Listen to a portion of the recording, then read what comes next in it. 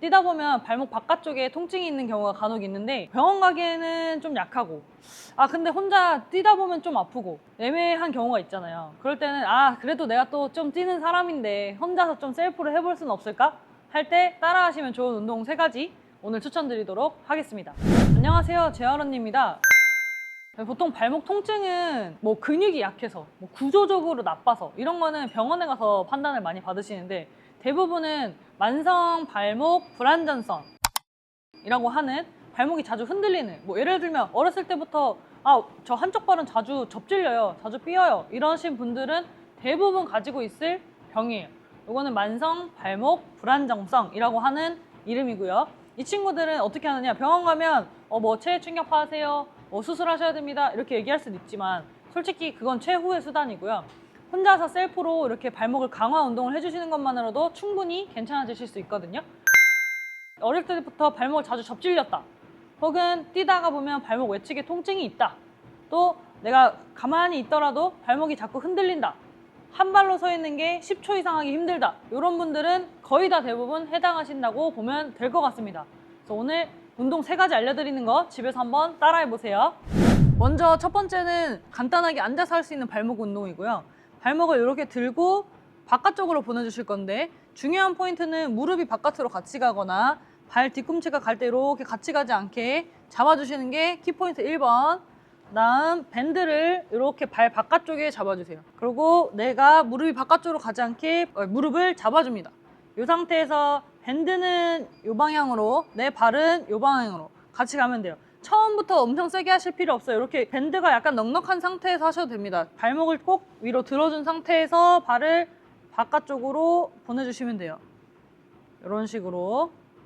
발목은 왜 이렇게. 들고 하는 건가요? 발목을 밑으로 내리고 하게 되면 여기 보이세요? 여기? 요렇게 가는 요 뒤에 있는 힘줄이 자극이 많이 되는데, 우리가 실제적으로 발목이 불안정한 건 요 타고 나오는 이 근육이거든요. 그러니까 제대로 타겟팅을 하려면 발목을 꼭 꺾어준 상태에서 바깥쪽으로 가줘야 여기 앞에, 여기 위에가 빵빵해집니다. 보이세요? 이렇게 힘주면 이렇게 쏙 들어가는 이 친구가 활성화가 돼야 우리 발목이 튼튼해질 수 있어요. 그래서 이렇게 몇 번 해야 되나요?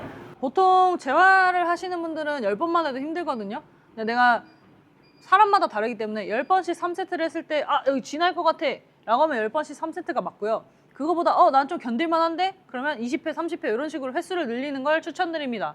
제가 병원 다녔을 때는 환자분들한테 이 운동은 하루에 1000번씩 하세요라고 말씀드렸을 정도로 정말 기초가 되는 운동이거든요. 그래서 꼭 발목 세우고 밴드 걸어주고 바깥쪽으로 이렇게 해주는 거 1번 운동이에요. 자, 2번째 운동입니다. 이번에는 한 발로 이렇게 섰을 때 10초 이상 버티기 힘드신 분들, 제가 아까 예시를 드렸죠? 그런 분들을 위한 운동이에요. 그래서 이 상태에서 두고 발을 앞에 한번, 뒤에 한번 터치를 하게 됩니다. 자, 이 상태에서 내가 오른발을 할 거다, 그럼 왼발은 바깥쪽에, 왼발을 할 거다, 그럼 오른발이 바깥쪽에, 그죠? 그래서 이 상태에서 놓고 앞으로, 뒤로, 앞으로, 뒤로 이렇게 터치를 해주시는 거거든요. 꼭 꽃갈이 아니셔도 돼요. 집에 있는 거 뭐 텀블러 두셔도 되고요. 아니면 뭐 조금 높이 있는 거면 괜찮습니다. 정말 아무것도 없다, 그럼 맨바닥에서 그냥 이 상태에서 다리가 땅에 닿지 않게 해주시면 좋습니다. 앞뒤로 왔다 갔다 하는 게 한 번이라고 치자면 저처럼 발이 땅에 닿지 않는 상태에서 최소 5번, 그리고 제가 운동을 실제로 회원님들한테 시킬 땐 10번을 시키거든요. 그 10번을 앞뒤로 왔다 갔다 하면 10초는 당연히 넘겠죠. 그래서 이렇게 하는 걸 2번째 운동 추천드릴게요. 네, 마지막 3번째 운동은요, 벽 스쿼트예요. 벽 스쿼트라고 해서 벽에 이렇게 기대서 정말 내려갔다 왔다 이렇게만 하는 게 아니고요. 사실은 내려가서 이 상태에서 뒤꿈치를 이렇게 내리고, 이렇게 내리고, 이 상태가 가장 중요합니다. 스쿼트 처음에 어느 정도 내려가요? 라고 여쭤보시는 분들 있어요. 처음에는 많이 힘들면 살짝만 내려가셔도 돼요. 여기서 발목 들기. 대신에 발목이 보시면 완전히 끝까지 들려야 돼요. 여기서 반만 이렇게 든다거나 뒤꿈치만 살짝 떨어진다, 이건 안 됩니다. 그래서 완전히 들을 수 있는 정도의 깊이로만 앉아주시면 되고, 잘 된다 그럼 많이 앉아주세요. 많이 앉아서 뒤꿈치 들어주시면 훨씬 더 좋습니다. 이렇게 3가지 운동 집에서 한번 따라해 보시면 훨씬 좋을 것 같아요.